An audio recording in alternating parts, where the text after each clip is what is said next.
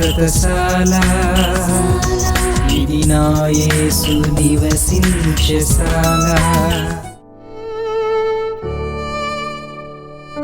ఈ ఉదయం దేవుని వాగ్దానం. దేవునికి మహిమ కలుగును గాక. యెషయా గ్రంథం 63వ అధ్యాయం 7వ వచనం. యెహోవా మనకు చేసిన వాటన్నిటిని బట్టి యెహోవా కృపాతిశయమును యెహోవా స్తోత్రములను గానము చేతును. తన వాత్సల్యమును బట్టి కృపాబాహుల్యమును బట్టి ఇశ్రాయేలు యొక్క వంశస్థులకు ఆయన చూపిన మహాకనికరమును నేను ప్రకటన చేసేదను. దేవునికి స్తోత్రములు కలుగునుగాక. దేవునికి మహిమ కలుగునుగాక.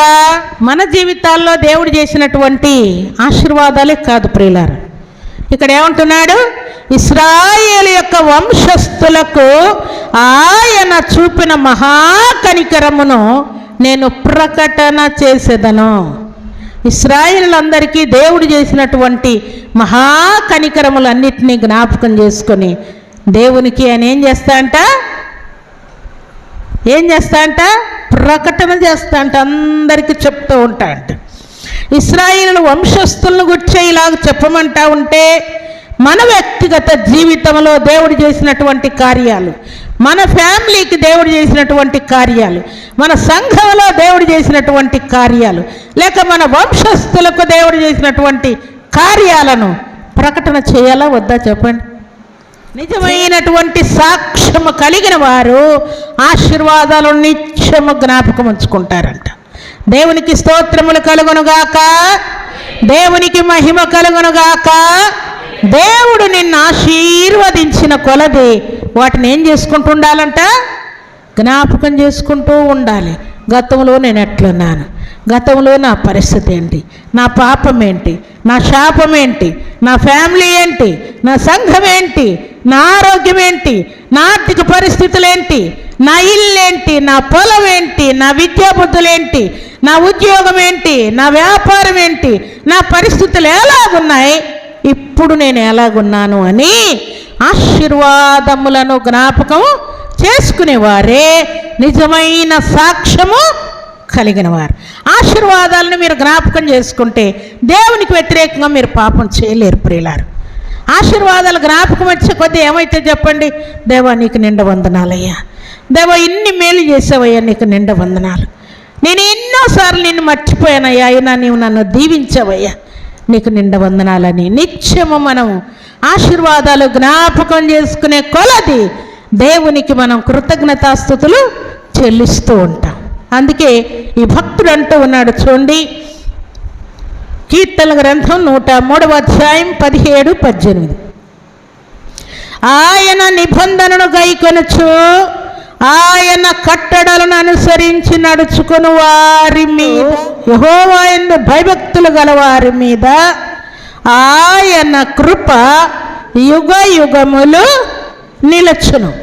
ఆయన నీతి వారికి పిల్ల పిల్ల తరమున నిలచును.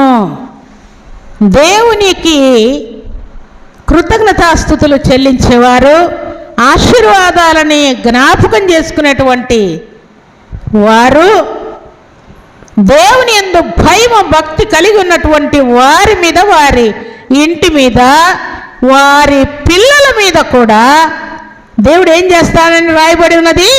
ఎవరికి? ఆశీర్వాదాలను జ్ఞాపకం ఉంచుకునే వారికి. ఆశీర్వాదాలను పదే పదే జ్ఞాపకం తెచ్చుకొని దేవునికి కృతజ్ఞతాస్తుతులు చెల్లించేటువంటి వారికి ఇలాంటి దీవెనలు దేవుడు ఇస్తాడంట. అందుకే రాజు అయిన తర్వాత ఏమన్నాడు దావీదు? గొర్రెల దొడ్డిలో నుండి నన్ను తీసుకొని వచ్చి సింహాసనం మీద కూర్చుండబెట్టుటకు నేను నా కుటుంబము ఏపాటిది అని ఆశీర్వాదాన్ని పదే పదే జ్ఞాపకం తెచ్చుకొని దేవునికి కృతజ్ఞతాస్తుతులు చెల్లిస్తూ ఉన్నాడు ప్రియులారా. అందుకే ఆయన సాక్ష్యము నిజమైన సాక్ష్యముగా నిలిచి ఉన్నది. అందుకే దేవుడు ఆయన ఏమన్నాడు? ఇతడు నా హృదయానుసారుడు, నిజమైన సాక్ష్యము కలిగిన వారు, ఇలాంటి నటన ప్రవర్తన ఏమీ చేయరు. అందరూ నన్నే మెచ్చుకోవాలి, ఆయన చాలా మంచివాడు, ఆమె చాలా మంచిది అని మమ్మల్ని మెచ్చుకోవాలి అనుకునేటువంటి కార్యక్రమాలు నిజమైన సాక్ష్యం కలిగిన వారు చేయలేరు ప్రియులారు. అందుకే భక్తుడైన దావీదు, గొర్రెల దొడ్డిలో నుండి నన్ను తీసుకుని వచ్చావయ్యా, ఇంతగా నన్ను హెచ్చించుటకు నేనెంతటి వాడను, నా కుటుంబము ఏ పాటిది అని. ఈసార్లు దేవునికి మన మీద కోపం వచ్చినప్పుడు ఇంట్లో నుండి కూడా వెళ్ళగొట్టే పరిస్థితులు దేవుడే చేస్తాడు. అలాగున ఇశ్రాయేలులకు దేవుడు చేశాడు, అట్లా వెళ్ళగొట్టే పని చేశాడు. ఇప్పుడు ఇశ్రాయేలు మరలా ఐగుప్తు దేశంలో నుండి ఎక్కడికి రావాలి? కానానుకు రావాలి. దేవుడు అంటూ ఉన్నాడు, నేను చేసినటువంటి అద్భుతాలు, ఆశ్చర్య కార్యాలు మీరు జ్ఞాపకం చేసుకుంటే, మీరు ఎక్కడికి వెళ్ళగొట్టబడ్డారో, చెదరగొట్టబడ్డారో, తీసివేయబడ్డారో, తృణీకరించబడ్డారో అక్కడి నుండి మరలా మిమ్మల్ని సమకూర్చి గుంపుగా చేసి మిమ్మల్ని రప్పిస్తానని దేవుడు సెలవిస్తూ ఉన్నాడు. ప్రభు బిడ్డలమైన మనం ఈరోజు ఆశీర్వాదాన్ని పొంది వచ్చే నెలకే మర్చిపోయేవారు కొంతమంది ఉంటారు, వచ్చే వారానికే మర్చిపోయేవారు కొందరు ఉంటారు, వచ్చే సంవత్సరానికే మర్చిపోయేవారు కొందరు ఉంటారు, ఈరోజు పొంది రేపే మర్చిపోయేవారు ఉంటారు.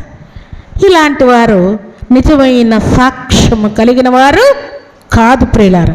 దేవుడు అంటూ ఉన్నాడు, నిజమైన సాక్ష్యం మీరు కలిగి ఉంటే ఆశీర్వాదాలను నిత్యము ఏం చేస్తారన్నాడు? జ్ఞాపకం ఉంచుకుంటారంటున్నాడు. అది ఎవరిని బట్టి నువ్వు ఆశీర్వాదాలు పొందుకున్నా కూడా నిత్యము దాన్ని జ్ఞాపకం ఉంచుకుంటావు, అంతే. దేవుని నుండి అధికమైన దీవెనలు, ఆశీర్వాదాలు నిశ్చయముగా మనం పొందుకుంటాం. అలాంటి మాటలు మన నోట ఉన్నప్పుడు యెహోవా ఆలకిస్తాడు. ఫోన్ చేసి ప్రార్థన చేయించుకోవాలి కదా, ప్రాబ్లం ఏంటో చెప్పాలి. భార్యదా, భర్తదా, పిల్లలదా, లేకుంటే తల్లిదా, తండ్రిదా, పొలముదా, ఉద్యోగమా, వ్యాపారమా, ఏదో ప్రాబ్లం చెప్పి ప్రే చేయించుకోవాలి కదా. చేయించుకున్న తర్వాత, మర్చిపోయాను, నా కుమారునికి ఎగ్జామ్ ఉందంట, మర్చిపోయానమ్మా, ప్రార్థన చేయించుకున్న తర్వాత సరే అని కుమారుని కోసం మరి ప్రార్థన చేశాను, అయిపోయింది. మా ఇంటి పక్కన ఒక ఆమె ఉందమ్మా, ఆమె చాలాసార్లు ప్రార్థన చేయమని చెప్పింది, ఇప్పుడు మర్చిపోయానమ్మా, ఆమెకు సంతానం లేదంట, నీళ్ళు పెట్టుకున్నానమ్మా, ఆమె కోసం ప్రార్థన చెయ్యి. ఇప్పుడు 3 సార్లు అయినాయి కదా, అప్పటికే నాకు 10 ఫోన్లు వచ్చి ఉంటాయి, అక్కడ ఫోన్లు కొట్టుకుంటానే ఉంటాయి. 3 సార్లు అయిపోయింది.